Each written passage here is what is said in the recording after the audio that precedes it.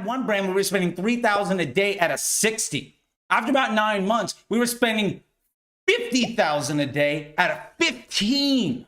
We had legitimately increased the spend by nearly 20x, and the CPA went down 75% as a result. Now, why do your CPAs go up on Facebook when you spend more money? There's a very simple reason, and I don't see just about anybody teaching this, so I'm gonna do it right now. Your ad isn't designed to reach more people. I'm gonna draw you a quick little circle. This is the lookalike audience that your ad has made. Remember, every ad makes its own audience because every post ID understands who that ad should be shown to, because every organic post and every ad has engagement. Facebook finds out who's most likely to see that ad, who's likely to respond positively to it, and then creates an audience of people that should see it. That's why maybe your Instagram reel gets 1,000 views even though you only have 20 followers. Now here's the point. This is the available audience for your ad. Now maybe that is a great audience for you to spend $500 a day. Now what happens when you try to spend $1,000 a day is that ad begins to reach out to an audience outside of the best available inventory. This is where you're getting people for the goal, but once you start to spend out into all of this universe because you're spending more money than this ad can actually handle, what happens? You force a lower quality experience on users, which increases your CPMs, and because now you're reaching newer people who are lower qualified that our Facebook is trying to start a journey with in ultimately converting to your product, what happens? It's less efficient at driving a sale, so your CPA goes up.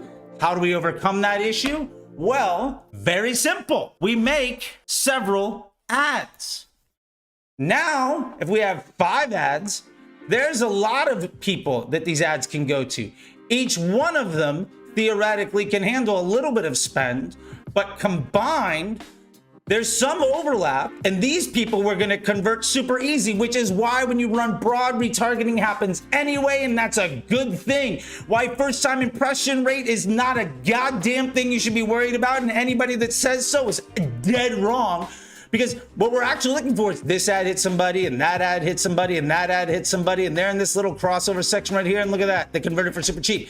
That's a great thing, not a bad thing. Again, anybody whining about first time impression rate is dead wrong. Now, what this ultimately means is, as we try to increase spend, each one of these ads will start to do a bit more work. Now, there's gonna be an efficiency improvement as these ads all go, because Facebook's gonna find, how do we get this ad and this ad and this ad to somebody to convert this group of people, right? How do we make that happen, right? So ultimately we get really good sales here, we get some really good sales here, right? In these two sections, and now, boom and boom, we got some amazing efficiency. What happens when we spend more money, we get more data?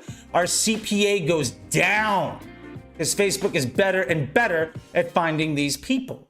And our CPMs go down because we're able to better match good ads to reach more individuals. This is 5 ads in a broad ad set. There's gonna be retargeting. There might be some first time impression ratio nonsense going on, but you know what?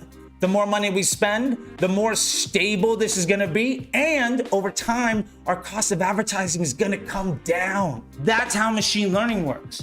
That's how data works. That is one of the biggest things that I see almost every expert out there completely missing. And for the record, this isn't theory. This has been confirmed with over $10 million in case study spend that I've done with measurement and the product team at Facebook for machine learning for the auction and delivery team. This is how Facebook works. And here's the other thing. That's not a secret. Facebook's been telling us this for years. So here's the big thing. Why do CPAs go up? Because you're forcing your ad to reach new people. Here's the other thing. That increase in CPA isn't permanent. Once Facebook understands how to convert these other people, or you get a few ads that can touch the same person, your first time impression ratio, whatever, they're gonna get better, which is why we don't need to worry about retargeting, which is why we should also focus on one specific offer, which is why we should only have one campaign, which is why we should have just 1 or 2 primary ad sets where our best ads are going after people. Because then Facebook is able to map out the customer journey, the user experience of somebody on Facebook, to ultimately get them to drive that ultimate action. Because Facebook isn't trying to make every impression make a sale. Facebook is trying to condition and prime the user to want to take that action the way that they've told Facebook they behave over the last decade. Maybe you have told Facebook for the last 10 years. Then when it comes around time for Valentine's Day, when you start to see videos of happy people around the 1st of February, and then you see some good static images a week out with a sale, on that 10th or that 15th impression and that third click, you've got a 90% chance of actually making a purchase. Well, now, because I've done this to you for a decade, I know how to condition you to make a sale. Because Facebook is trying to deliver intent, right? And trying to do market research. And ultimately, Facebook's trying to give the end user a positive experience. The point here is, this is how Facebook works. And when trying to scale spend, we need to scale into that margin. One of the easiest ways of establishing that margin is by giving a few options for Facebook to make. And then we do testing to try to improve the quality of those options. Absolutely. And then you get to the point where when you spend more money, you might get a small increase in CPA immediately, and then it levels off, and then it starts to come back down. I've done this repeatedly for years. The most extreme case of this was I had one brand where we were spending $3,000 a day at a 60. After about 9 months, we were spending $50,000 a day at a 15. We had legitimately increased the spend by nearly 20x, and the CPA went down 75% as a result of it. This is what I'm talking about. You can absolutely do this. And by the way, I've done that dozens and dozens and dozens of times. More data is a good thing. Sometimes the biggest mistake advertisers make is they pull back and spend when results are bad. They say, hey, Facebook, you don't have enough data to be successful right now. So what I'm gonna do is I'm gonna give you less data.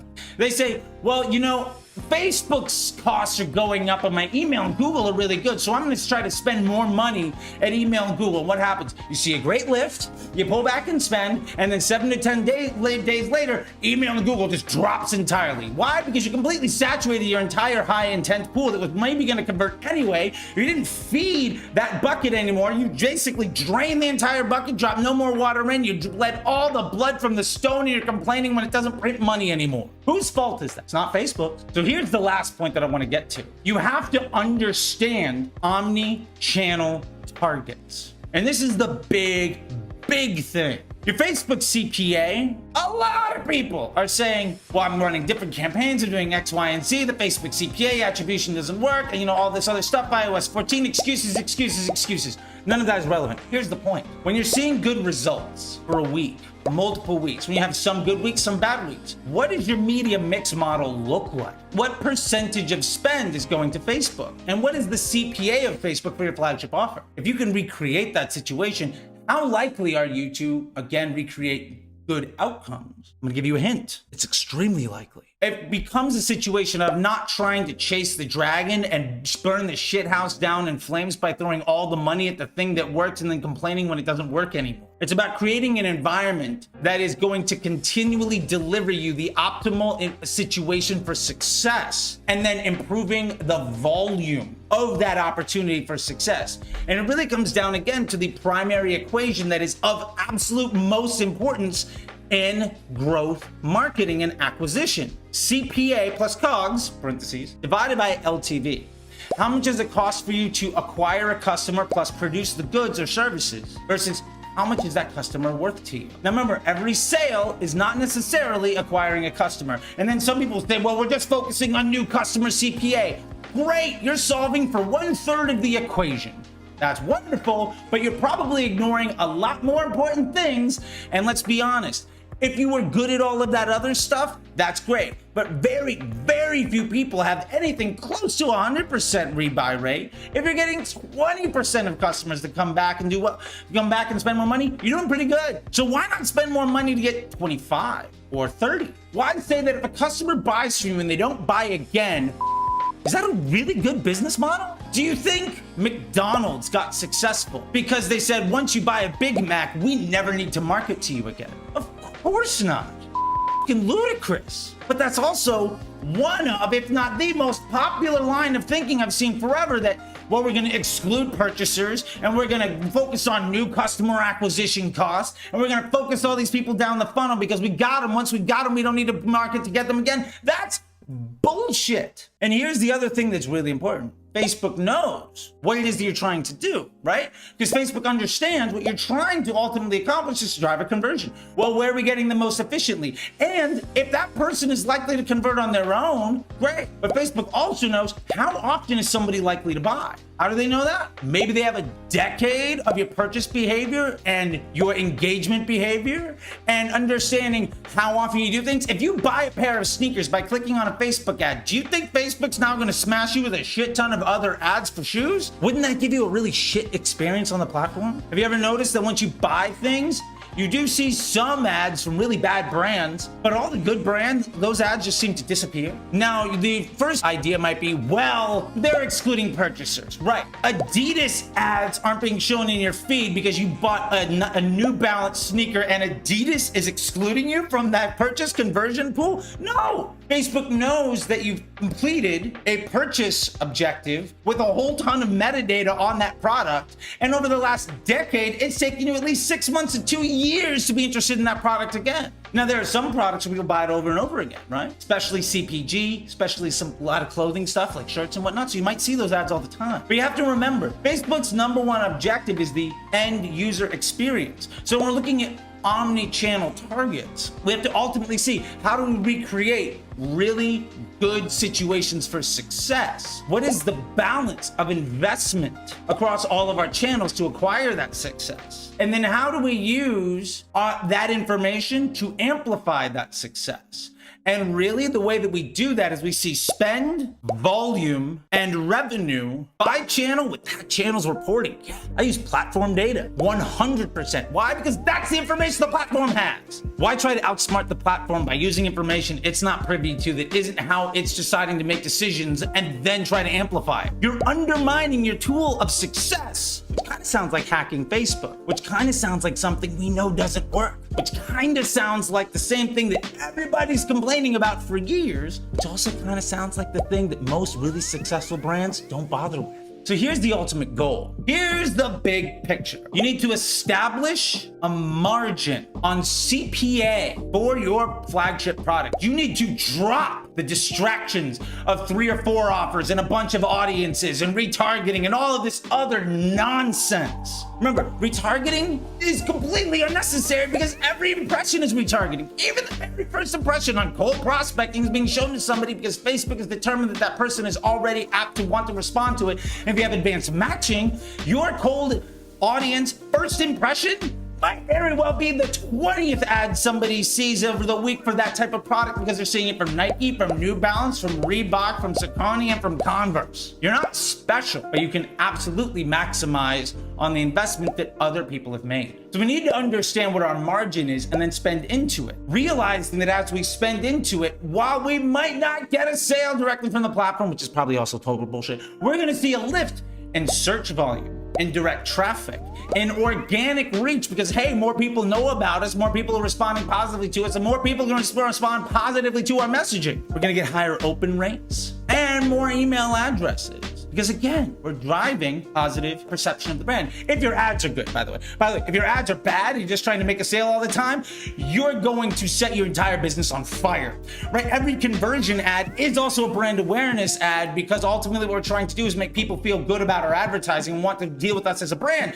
This goes back hundreds of years. The real issue here was there was a point in time where online marketing wasn't sophisticated enough to take this in. And there are extremely popular channels like email and search and others where they don't have that sophistication, or where their business model isn't about the end user experience. For Google, they want you off of Google as fast as possible. Their goal is that you land on Google and 5 seconds later you leave. If Facebook had every user log on to Facebook, see an ad, and leave in 5 seconds, they'd be out of business. Align your goals with theirs, and you're gonna be really good.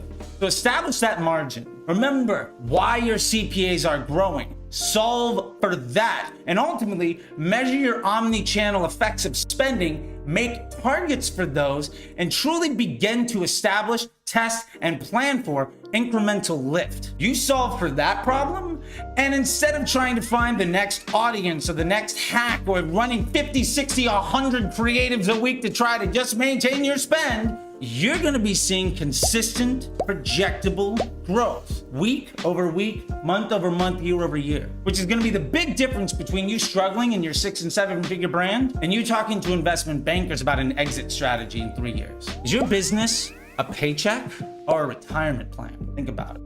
YouTube says you might like some of these things. Go ahead and give me a sub. I think it's over this way. Anyway, I hope you all have a lot of fun. I know this was helpful. I had a great time.